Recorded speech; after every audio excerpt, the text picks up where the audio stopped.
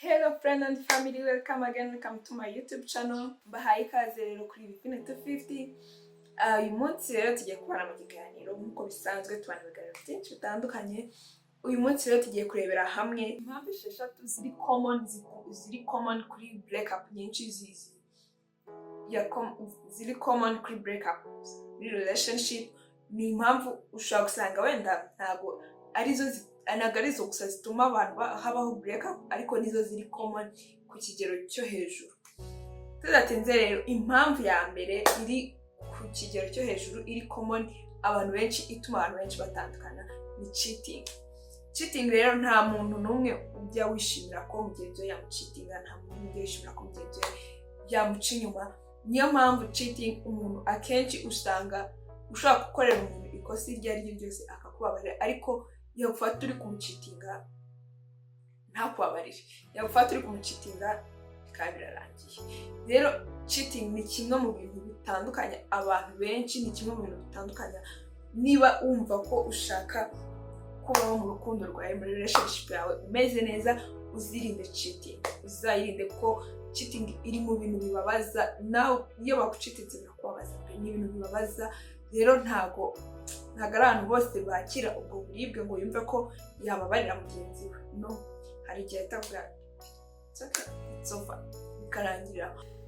Impamvu ya kabiri ituma couple nyinshi zitandukana ni lack of communication. Ntekereza ko ari nayo breakup igezweho. Niyo kuhanga igezweho yeze muri iyi minsi nyine. Like niyo umuntu yumva ashaka gutandukana n'umuntu, ariko umuntu muraho yumva ashaka gutandukana n'umuntu, ariko akumva ntago ari able yo kuba yamubwira dutandukane. Ikintu akora akatinga communication hagati yiwe nawe. Ni kantu benshi muri iyi minsi, ni kantu benshi bari gutandukana kujya kumva nyine umuntu ukamubura pe, mukaba mutakivugana, mutagikomunikana nyine nk'uko byari bisanzwe. Usanga rero akenshi iyo nta communication iri mu rukundo rwanyu, akenshi muratandukana. Nta communication iri hagati yanyu, akenshi birangira mutandukanye. Ko iyo mwabuze communication hagati yanyu, mutari gukomunika, nandi muzahora mu ntonganya, muhora mutongana, n'akanya mubonye ko kuvugana mugahora mutongana. Buri wese ashinja mugenzi w'amakosa, kweri tutamvugisha wowe, kweri tutamvugisha, kweri kibaga. Buri wese atanga impamvu ze zitumvikana nyine, ariko ugasanga ikibazo gihari nyamukuru ni uko mwarananiwe gukomunika, ni uko warananiwe kwiga mugenzi wawe ngo se communication ya mugenzi wanjye imeze gute, nayihuza gute n'iyanjye ku buryo nta kibazo kibamo. Ko nanone ntago communication, hari igihe ushobora gusanga ugiye kujya uhamagara umuntu kenshi gashoboka kandi we atabikunda. Ugomba kwanza ukamenya ngo ese uyu muntu communication ye ihagaze gute. Ese niba ndakunda umuntu muhamagara buri segonda, namuhamagara rimwe ku munsi, cyangwa se niyo byari rimwe ku munsi, ariko amakuru y'ingenzi agomba kuba afite nkaba nayamuhaye. Ntabwo communication ari guhora muvugana buri segonda, kuko hari n'igihe uvugana n'umuntu kenshi ariko hari amakuru ye wakabaye muha ariko utari kumuha, hari ibyo wakabaye mubwira ariko utari kumubwira. Icyo gihe nabwo communication yanyu irapfuye. Impamvu ya gatatu iri common muri breakups nyinshi ni different life goals, cyangwa se intego z'ubuzima bwanyu zitandukanye. Ni ibintu byumvikana, ni ibintu bisanzwe. Ntabwo waba uri mu modoka imwe, ntabwo umuntu umwe yaba ari kujya mu iburasirazuba, undi ari kujya iburengerazuba ngo mujye mu modoka imwe. Ibyo biba bigoranye. Ntabwo mushobora kugenda mu modoka imwe, umwe ajya iburasirazuba undi ajya iburengerazuba. Wapi? Bisaba ngo niba umuntu ari kujya iburengerazuba ajya mu modoka z'abajya iburengerazuba, niba uri kujya iburasirazuba ujya mu modoka zajya iburasirazuba. Ntabwo waba uri kujya, ni ibintu nyine bita byumvikana. Niyo mufite rero intego zitandukanye, mufite goals zitandukanye, birangira mudahuje, kuko uzasanga buri wese ari gushaka gushyira imbere goals ziwe, n'undi ari gushaka gushyira imbere ibyiwe. Usange muzaho muhuriza, usange niba tuvuga umuntu avuga ngiye ngomba gukora uyu mwaka unda like, ugasanga umwe aravuga umwaka ngomba kuba nageze ku kintu kiniki, undi akumva ko ibyo bintu ibyo ntabwo akaba bigeraho mu mwaka ubwo akaba yabigeraho, wenda nta nubwo we ateganya kuzabigeraho, afite ibindi bintu ashaka kugeraho. Kandi bizasaba ngo mushyigikirane. Ntabwo rero uzashyigikira umuntu muri goals ziwe zitandukanye n'izawe ngo ureke izawe ujye kumushyigikira no. Bisaba ko mwese muba mufite intumbero zimwe. N'urugero niba muri relationship, umwe yumva ko iyo relationship iwe agiye kujya muri relationship akundana n'umuntu bamenyane bagire guteba abantu. Undi akaba ari muri relationship bavuga ati ikintu cya mbere ni ukuryoshya, ni gusohoka, ibiki ibintu byo kubaka no ntabwo biri vuba. Icyo gihe bizagorana ko muhuza, kuko wazaba ashaka kwisohokera uwo utabishaka, wazaba ashaka kwigira ahahiye wowe ntubishaka, tugiye guhuza bizagorana.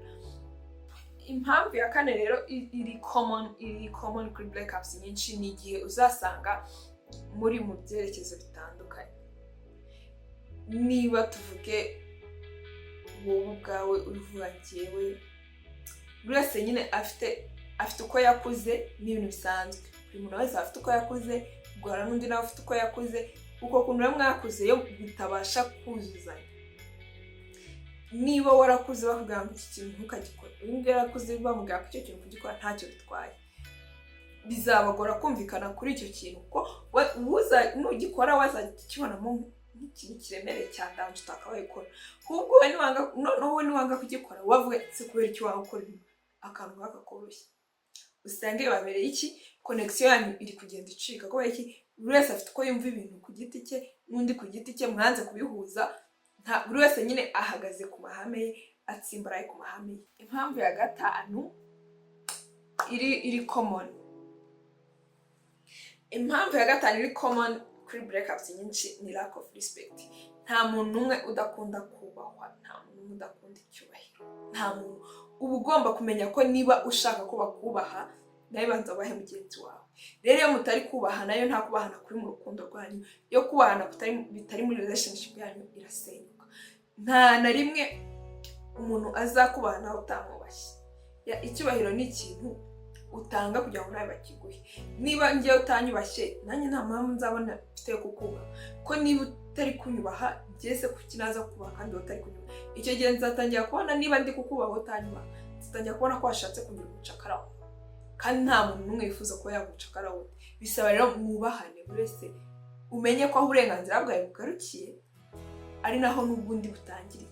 Umenye ko uburenganzira bwanjye buva aha bukagera aha, nawe ubwe buva aha bukagera. Ukamenya ngo buri wese afite uburenganzira bwe, akwiye kubahwa, akwiye nyine icyubahiro. Nutubaha mugenzi wawe ngo umwubahishe mu bandi, ni ikintu kizakigaragaza nyine. Niba utari kunyubaha, nta nubwo uzanyubahisha nitugera mu bandi, kandi nutanyubahisha mu bandi bizaba ari ikibazo kuri njye, ko niba nkujyanye mu nshuti zanjye zikabona ntunyubaha, zigavuga kubera iki gutugenda ukundana n'umuntu utakubaha, usange biba ikibazo. Rero biba byiza iyo mwubahanye mu rukundo, buri wese akubaha mugenzi we.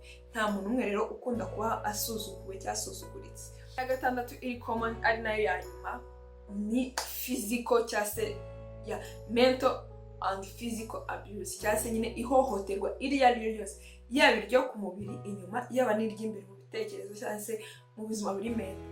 Nta na rimwe ushobora kuhohotera umuntu ku rukundo rwanyu rurambe, relationship yanyu irambe. Inshuro nyinshi uhohotera umuntu, kuba ari kumwe nawe yumva ari unsafe, aba yumva atari stable. Nta na rimwe rero umuntu yakifuza kuba ari muri environment atari safe. Nta na rimwe azifuza kuba ari kumwe nawe, ko naba ari kumwe nawe azaba azi neza ko isaha n'isaha wamuhohotera, isaha n'isaha wakora ikintu gituma yumva adatekanye muri we. Rero kwa kundi kumva ko iyo muri kumwe aba adatekanye, nibyo bizatuma mutandukana. Ko azavuga ngo kugira ngo mbe ndi kumwe n'umuntu mpore mpangayitse mvuga ngo isaha n'isaha yakora akantu kakankungura, isaha n'isaha yangirira gutya, isaha n'isaha yangirira nabi, isaha n'isaha yambwira amagambo ankomeretse, isaha n'isaha yambwira nyine, igihe cyose agahora ahangayitse kuba muri kumwe ko atari safe. Niho hantu azafata umwanzuro akavuga ati ibintu bivuye, ibintu ndabiretse, break up ako kanya. So guys, mwakoze kunkurikirana. Niba rero nawe wumva hari indi mpamvu, washyira muri comment ukayisangiza. Kandi iyo wifuza ko urukundo rwawe ruramba, irinde bino bintu tuvuze nyine, byirinde, ubirinde na mugenzi wawe.